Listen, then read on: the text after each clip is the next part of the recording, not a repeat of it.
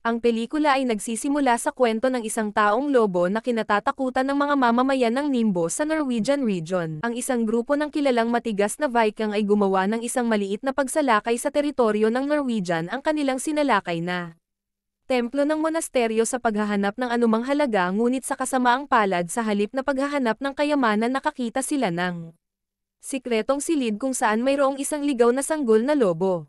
Ang tagapag-alaga ng templo noong panahong iyon nakiusap sa mga mandirigmang Viking na huwag pakawalan ang sanggol na lobo dahil ang lobo ay isang isinumpang lobo, ngunit ang Viking mga mandirigma na hindi naniniwala sa mga alamat sa halip ay dinala ang lobo sa kanilang barko. Habang naglalakbay sila pauwi ay naghimagsik ang lobo at pinatay ang lahat ng mga sundalo sa barko. Ang sanggol na lobo pagkatapos ay nakatakas sa mainland at napunta sa kagubatan. Ang eksena ay lumipat sa 1,000 taon sa kasalukuyan kung nasaan tayo ipinakita ang isang 17 taong gulang na batang babae na nagngangalang Thale. Na bagong lipat sa lungsod ng Nimbo siya nakatira kasama ang kanyang nakababatang kapatid na babae. Nagngangalang Jenny at stepfather. Habang si Thale ay naglilibang kasama si Jenny, nakatanggap ng isang mensahe mula sa kanyang kaibigan sa paaralan na nagngangalang Jonas na nagsabi kay Thale na pumunta sa lawa para dumalo sa party. Si Thale ay palihim na kumuha ng beer bago umalis gamit ang kanyang bisikleta. Noong panahong iyon ay sumalubong ang kanya nanay na nagngangalang Liv na isang pulis opisyal at sinabi huwag makisalamuha kasama ang masasamang tao. Pagdating sa lawa, ang pag-uusapan nila ni Jonas adaptasyon sa lungsod ng Nimbo. Habang abala ang dalawa sa pag-uusap, isang babaeng nagngangalang Ellen ang lumapit kay Jonas para makausap ito ng pribadong pag-uusap. Naiinis si Thale dahil naramdaman niya na binubuli siya. Nabigo sa wakas, nagpasya si Thale na umalis sa halip na makipag-away. Naglalakad pa uwi sa Lake Dam, dito aksidenteng nakita sina Ellen at Jonas na nag-uusap. Paglingon ni Thale, biglang si Ellen ay sumigaw lumingon at natagpuan si Ellen na puno ng dugo at agad na bumaba para saklalahan si Ellen. Ngunit si Thale ay inatake ng isang hayop na kumagat sa balikat niya. Sa takot ay nilapitan niya si Jonas at parehong silang sugatan at si Ellen naman ay hinihila ng isang figure sa kagubatan. Ilang sandali dumating ang mga pulis upang mag-imbestiga sa nangyari. Buti natagpuan ni Liv ang anak niya na si Thale na buhay pa. At ilang pulis noon nag-imbestiga sa kagubatan at hindi sinasadya nakakita sila ng mga kuko ng hayop. Kinabukasan sina Liv at taong kasama niyang nagngangalang Elyard ay tinanong ang mga taong nasa lawa ng gabing iyon. Lahat ay walang alam tungkol sa isang bagay na umatake kay Ellen. Ipinahayag din ni Thale na hindi niya nakita kung ano ang bagay na umatake sa kanila. Dahil wala pa ring matibay na ebidensya kung si Ellen ay nabiktima ng mababangis na hayop o inatake ng ibang bagay. Sa gabi, inimbestigahan ni Liv ang kuko ng hayop na nahanap niya sa kagubatan at natagpuan na halos kapareho ng mga kuko na ito. Ang kuko ng asong lobo, ngunit mas malaki ang sukat nito. Sa umaga si Liv ay nakipag-ugnayan sa pulisya na natagpuang na ang bangkay ni Ellen, agad na pumunta sa autopsy room at laking gulat nito nang makitang kay Ellen ang mga gasgas at malalim na hiwa sa katawan at tiyan nito. Para linawin, nag-contact ang mga pulis ng forensic pathologist na pinangalanang William para imbestigahan ang katawan ni Ellen. Sa panahon ng pagsisiyasat, sinabi ni William na si Ellen ay inatake ng mabangis na lobo, ngunit sa pagkakataong ito ang lobo ay mas malaki kaysa karaniwan.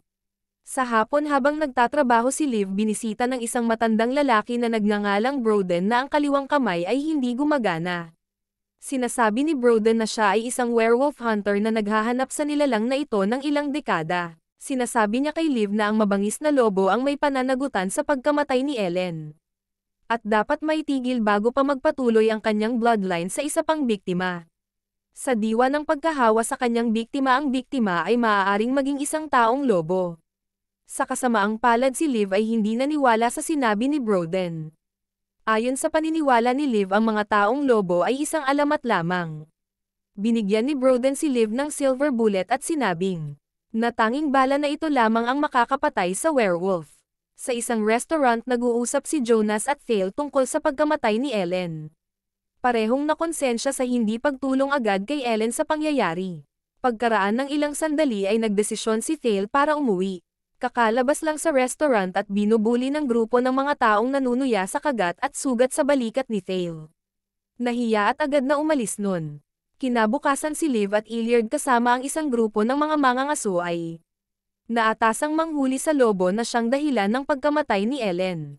Matapos pumasok sa kagubatan sa di kalayuan aksidenteng nakakita sila ng bangkay na walang ulo, kung saan tila inatake ang bangkay sa pamamagitan ng mababangis na hayop.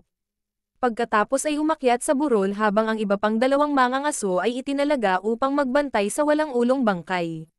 Si Liv at ang kanyang grupo sa wakas ay natagpuan ng isang kuweba na matatagpuan sa gitna ng makakapal na puno. Nang bumaba si Liv sa kuweba, ang dalawang hunter na nagbabantay sa bangkay ay nabigla nang makita nila ang hitsura ng isang itim na lobo.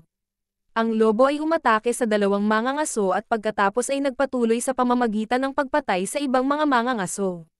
Sinubukang barilin ni Liv ang lobo ngunit siya ay nakagat at nahulog sa yungib. Pagkatapos ay sinubukan ng lobo na salakayin si Liv, agad na binaril nito ang lobo ngunit kakaiba ang lobo na immune sa mga bala. Noong ang lobo ay malapit nang sugurin si Liv, kaagad ginamit niya ang silver bullet na ibinigay ni Broden.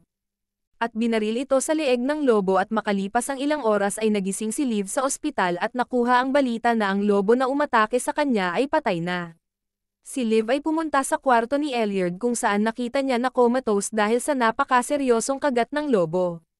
Nang mag-imbestiga sina Liv at William sa bangkay ng lobo na tuklasan na ang pumatay sa lobo na ito ay hindi isang ordinaryong bala ngunit isang pilak na bala. Pagkatapos natalo ang taong lobo, si Liv at William ay pinuntahan si Broden sa kanyang lumang van. Lugod na bumati si Broden sa matagumpay na pagpatay sa lobo. Ipinaliwanag ni Broden na ang lobo ay kakaiba, hindi tulad ng dati. Ipinaliwanag din ni Broden na ang lobo ay nagmula sa rabies virus na dala ng mga Viking noon. Ang lobo ay kakagat ng batang tao at hahayaan silang maging katulad niya, pagkatapos ay dagdag pa nito. Kung mayroong isang taong nakagat ng lobo, magbabago ang taong iyon kapag dumating ang kabilugan ng buwan. Nang marinig ang paliwanag mula kay Broden, si Liv ay nag-alala agad dahil si Thale ay nakagat ng pinag-uusap ang lobo. Nang gabing iyon, makikita si Thale sa isang date kasama si Jonas. Habang nagsasalita si Jonas ay nakakuha ng isang tawag ng kanyang ama at kasabay nito ang oras na paglitaw ng buong buwan mula sa likuran ng mga ulap. Si Thale ay kumilos ng kakaiba at nagsimulang maging taong lobo. Nang binabanan ni Jonas ang phone niya, inatake agad ni Thale na uhaw sa dugo. Kinabukasan nagising si Thale sa isang shed, pagkatapos ay tumingin sa salamin at nakita ang mga ngipin niya ay naging pangil. Dahil sa nangyari sa kanya, nagpasya si Thale na umalis sa bayan, ngunit bago iyon ay lihim niyang nakita ang kanyang ina na nag-iimbestiga sa pagkamatay ni Jonas. Sa ibang lugar, palihim na pinuntahan ni Broden ang ospital para bisitahin si Illiard na nasa kama. Nang oras na makita ni Broden ang kagat sa leeg ni Illiard, agad niyang hinugot ang hose ng oxygen at hinahayaang mamatay ito kaysa maging taong lobo. Isang gabi si Thale ay sumakay ng bus para pumunta sa Oslo, ngunit sa hindi inaasahan lumitaw muli ang full moon na nagpapahiwatig sa kanya na maging isang ganap na taong lobo. Pagkatapos ay inatake niya ang lahat ng mga pasahero sa bus na naging sanhi ng pagbagsak ng bus sa isang tunnel. Ilang sandali pa ay dumating si Liv sa pinangyarihan ng aksidente at natagpuan ang relo ni Thale sa passenger seat. Ito ay nagpapahiwatig na si Thale ay nag-mutate sa isang taong lobo. Sa sandaling iyon ay dumating si William. Humingi ng tulong si Liv kay William para patayin ang anak na babae bago siya pumatay ng maraming biktima. Samantala si Thale ay uhaw pa rin sa dugo. Pumunta si Thale sa kanilang bahay sa anyo ng lobo sa kasino, bukang salakayin si Jenny, pero siya ay napahinto nang mapagtanto niya na ang sasalakayin niya ay ang kanyang kapatid na babae. Sa sandaling iyon dumating ang stepfather niya upang tabuyin siya. Agad na dinala si Jenny sa lungsod gamit ang kotse, ngunit sa kasamaang palad may kagat ang stepfather niya sa kamay. Ito ang nagparamdam sa kanyang ng pagkahina at sa huli ay nabangga ang sasakyan sa tulay. Isang grupo ng mga tao na sinubukang sagipin sila ni Jenny. Ngunit sa sandaling iyon ay biglang lumitaw at umatake sa mga tao ang asong lobo. Pagkatapos pumatay ng maraming tao, na pagpasyahan ni Jenny na lapitan ang taong lobo at natuklasan iyon. Ang taong lobo ay ang kanyang kapatid na babae. Sa parehong oras na iyon dumating sina Liv at William sa lugar. Si William ay binaril ng tranquilizer ang taong lobo, kaya nagkaroon ng oras sina Liv at William dalhin si Jenny sa ligtas na gusali. Habang sina Liv at William ay nakaharang sa pinto, dumating si Broden para banggay ng asong lobo gamit ang sasakyan. Sa kasamaang palad ay Hindi nagawa ni Broden na mapatay ang lobo, sa halip mas nagalit pa ito. Matapos patayin si Broden, sunod na inatake ay si Liv. Nakagat si Liv sa kamay at dito nakakuha ng tamang oras si Jenny para itusok ang pampatulog sa taong lobo. Kinabukasan dinala si Thale sa ospital na nasa katawan pa rin nito ang asong lobo. Si Liv na nakatitig kay Thale at maluhal-luhang iniisip ang kalagayan ng anak. Ngunit nahihirapan magdesisyon si Liv kung papatayin niya ba ang sarili niyang anak o hindi. Dahil dumadaloy pa sa buong katawan ni Thale ang dugo ng asong lobo. Dito nagpagpasyahan ni Liv na isakripisyo ang sariling anak kesa makapatay ito ng mas marami pang tao. Nagtatapos ang pelikula sa paglalagay ni Liv ng pilak na bala sa lamesa kaharap ang litrato ng yumaon niyang anak.